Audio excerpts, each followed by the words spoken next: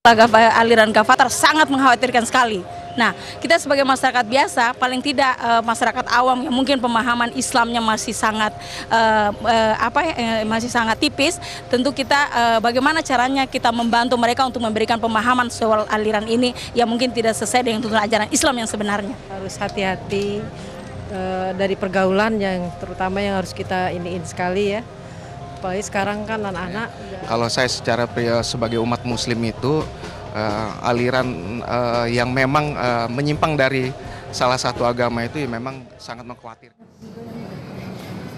Ya, baik, ada kecemasan dan juga beragam pendapat yang disampaikan oleh masyarakat. Tentu saja ini menjadi PR tersendiri begitu bagi pemerintah, bagaimana bisa memulihkan kondisi psikologis dari para anggota ex-Gavatar ini sendiri. Saya ke Pak Anto di segmen terakhir ini, kalau memang nanti keseluruh mantan anggota ex-Gavatar ini akan kembali begitu ya kepada masyarakat, apa yang bisa dilakukan oleh masyarakat secara langsung atau mungkin dari pihak keluarga sendiri, apa yang bisa dilakukan pertama kali? Yang pertama yang harus menerima keberadaan mereka. Karena ketika ada resistensi dari keluarga, mereka justru semakin yakin kalau mereka harus meninggalkan keluarga. Sebagaimana masyarakat juga kalau sikapnya resisten, ya justru mereka juga akan resisten juga. Tidak beda dengan kasus-kasus terorisme.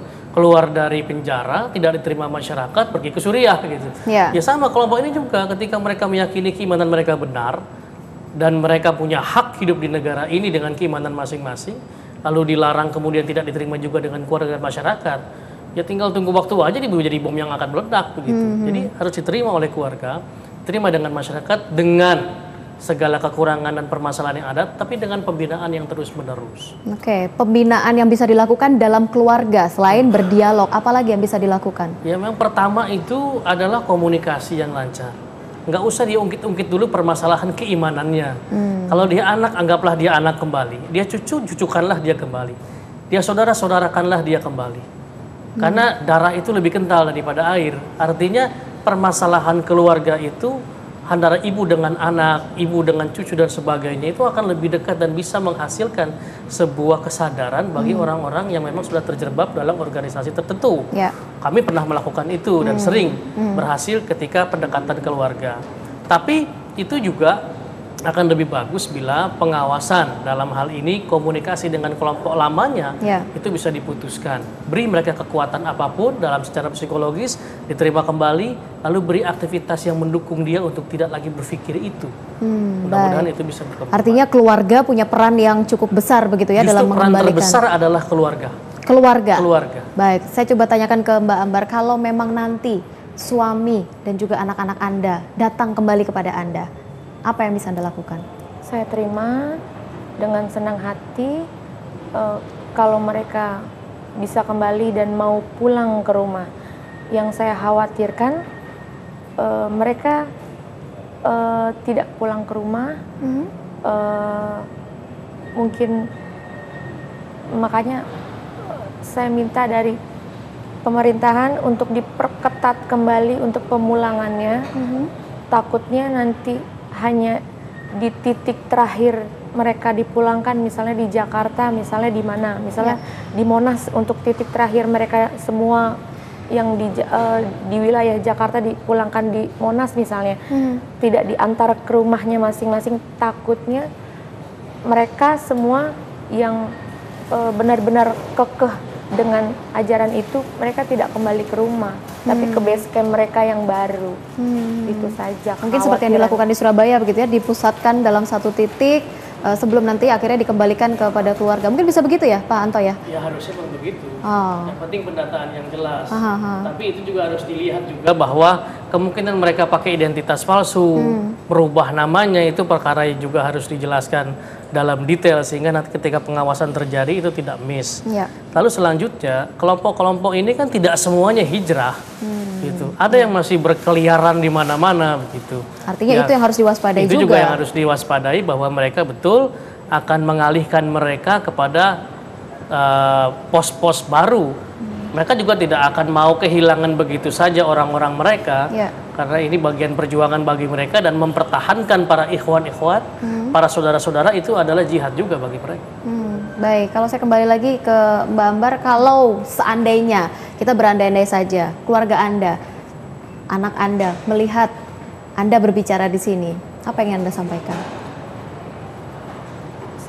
Saya cuma mau kalian pulang, khususnya anak-anak saya, karena butuh pendidikan juga. Mereka masih kecil, butuh bermain juga.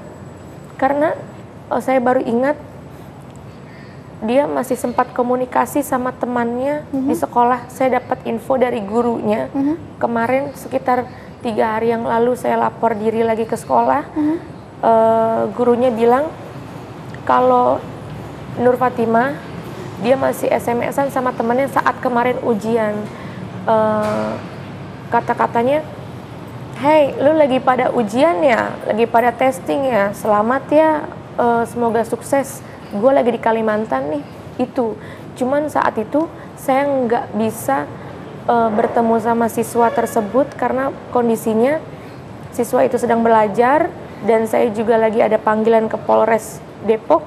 Jadi saat itu saya belum melacak siswa siapa yang pernah berkomunikasi terakhir sama anak saya. Apa kata pertama yang akan Anda ucapkan untuk putra-putri Anda? Kakak, Rasid pulang. Ibu kangen.